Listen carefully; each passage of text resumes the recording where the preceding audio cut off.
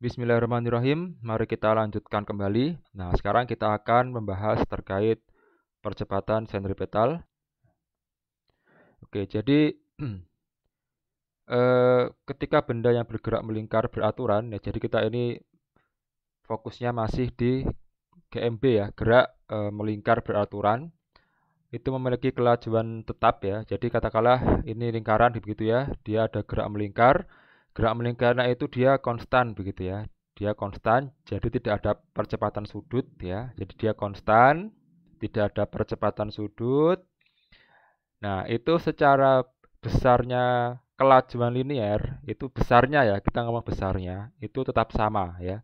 Jadi kecepatan kecepatan sudutnya itu sama gitu ya, tidak ada percepatan gitu ya, atau percepatan sudutnya adalah nol, maka besar daripada kelajuan linearnya itu akan sama gitu ya.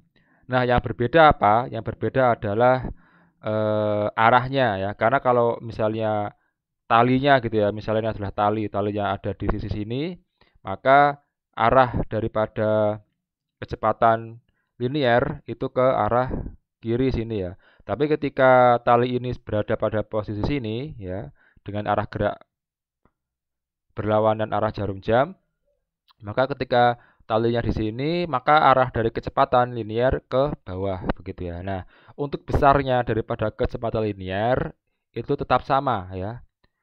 Tetap sama, tapi untuk arahnya berbeda-beda ya, sehingga karena faktor ya, jadi faktor itu dia ada dua ya, ada besar dan arah ya. Walaupun besarnya itu tetap, tapi kalau arahnya berbeda, maka dianggap nilai faktornya pun juga berbeda gitu ya. Nah, yang menyebabkan adanya arah gitu ya, adanya arah itu berbeda adalah karena adanya yang dinamakan dengan percepatan sentripetal ya. Arah dari percepatan sentripetal itu selalu menuju pusat ya, dan selalu tegak lurus dengan vektor kecepatannya ya. Jadi kalau misalnya saya gambarkan di sini ada lingkaran begitu ya. Nah, posisi awal di sini gitu ya. Dia misalnya arahnya ke sana gitu ya.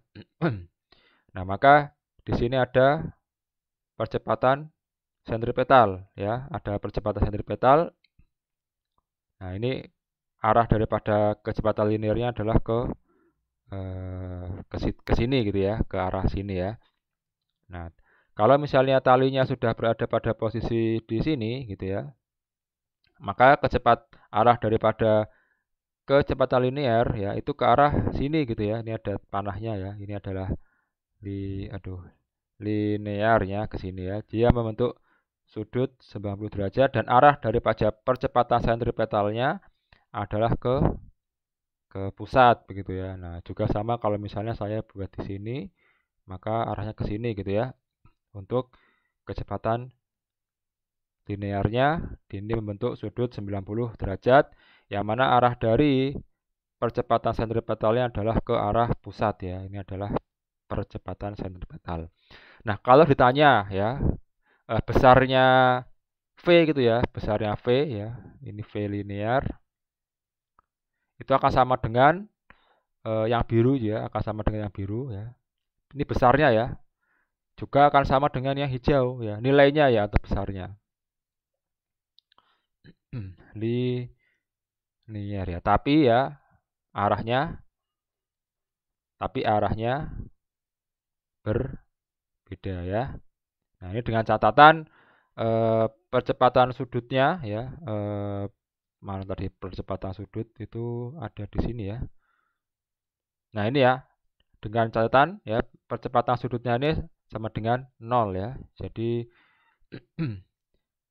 syaratnya ya, syarat percepatan sudutnya sama dengan 0 radian per second kuadrat gitu ya. Nah, oke, itu konsep daripada percepatan sentripetal. Oke.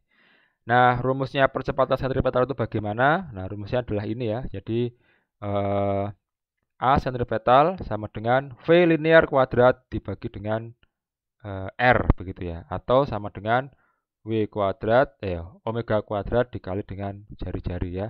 Ini adalah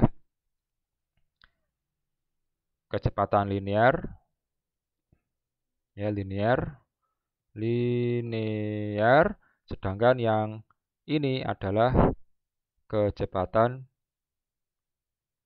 sudutnya, seperti itu. Ya, oke. Kita lanjutkan next di percepatan tangensial ya. Nah,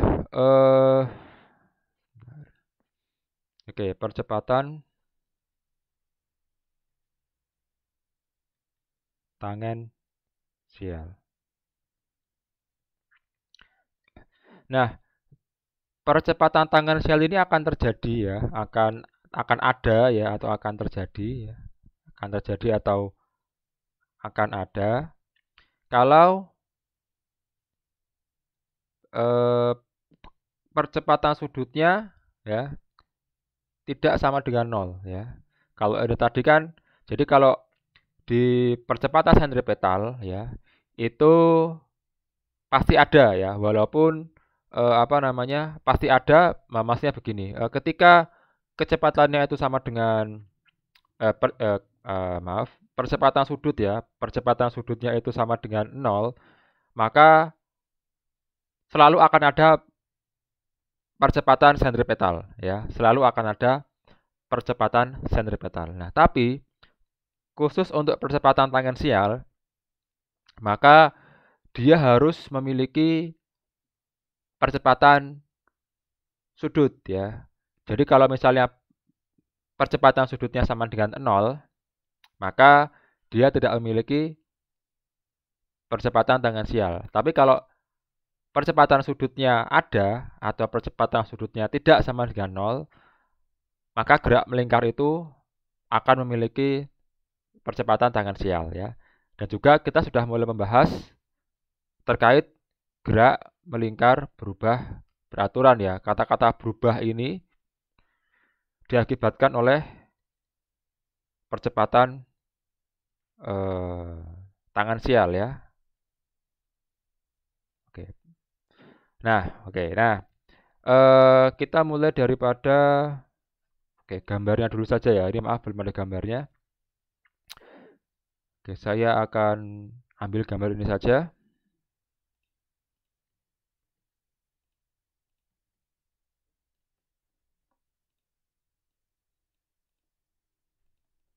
Nah, kalau percepatan sentripetal itu arahnya selalu menuju pusat, ya ini kan percepatan sentripetal ya, arahnya menuju pusat. Ini juga percepatan sentripetal arahnya menuju pusat, gitu ya. Maka arah dari percepatan tangensial itu akan searah dengan kecepatan linearnya. Ya, jadi kalau misalnya kita lihat di bagian yang sini gitu ya. Nah, maka maaf. Sebentar.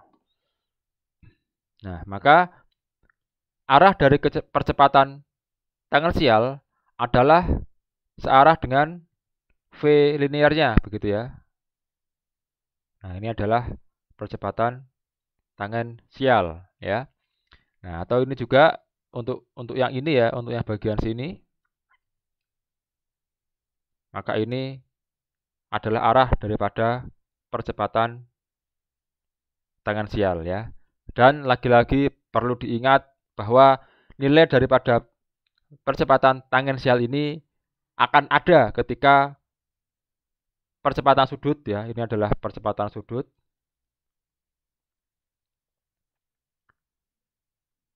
Tidak sama dengan 0 ya. Kalau misalnya ada kata-kata konstan ya, kalau misalnya ada kata-kata konstan berarti tidak ada percepatan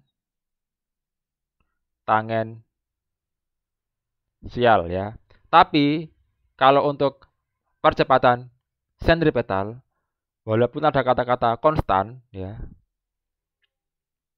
walaupun ada kata-kata konstan, maka dia akan tetap memiliki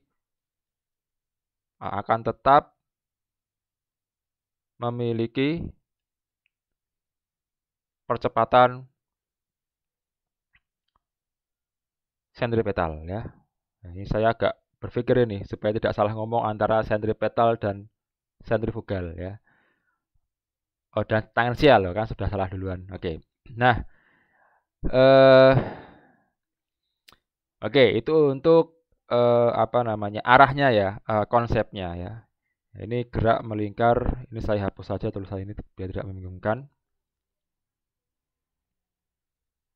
Karena harusnya gerak melingkar berubah peraturan ya. Karena tadi kan saya ngambil gambar ya dari yang sebelumnya. Oke, nah ini adalah rumus-rumusnya ya. Rumusnya adalah semacam ini. Jadi ini sebenarnya adalah, oke saya coba ambil dulu.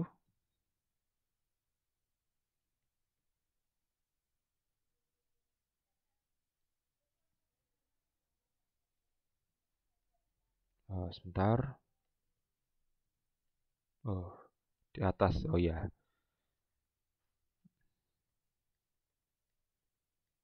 Ya.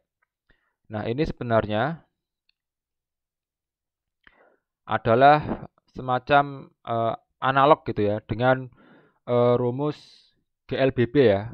Kalau kita lihat rumus GLBB itu ada eh, V akhir sama dengan V awal ya plus AT gitu ya. Kemudian akan ada lagi S sama dengan V0 kali T plus setengah AT kuadrat gitu ya. Nah, kemudian ini ada V T kuadrat sama dengan V0 kuadrat plus 2AS gitu ya. Nah, ini sebenarnya sama begitu ya konsepnya. Nah, kalau untuk ini gitu ya. Ini itu kalau di sebelah sini ya, kalau di sebelah sini ya, itu adalah ibaratnya omega T gitu ya. Nah, ini adalah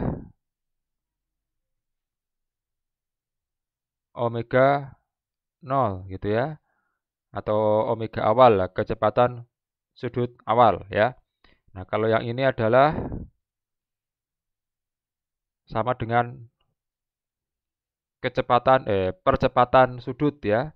Nah, kalau T juga sama dengan T ya. Jadi ini sebenarnya sama dan cara menghitungnya pun juga sama begitu ya. Oke, kemudian nah ini kalau hubungan antara eh, percepatan tangensial dan percepatan sudut ya. Jadi hubungan antara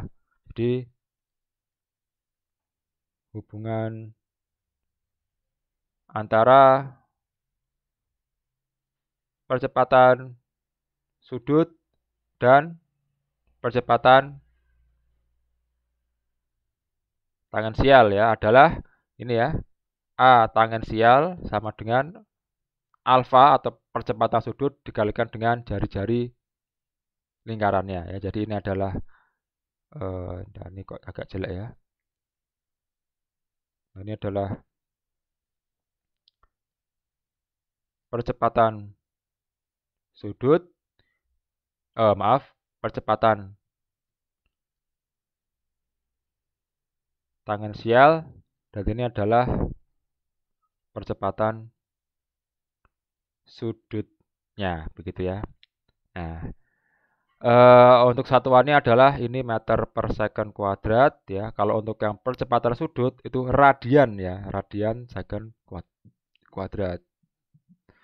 Nah, ini juga kalau untuk percepatan sentripetal itu meter per second kuadrat ya. Tapi kalau sudah ngomongin sudut ya, ini radian per second ya kalau kecepatan sudut.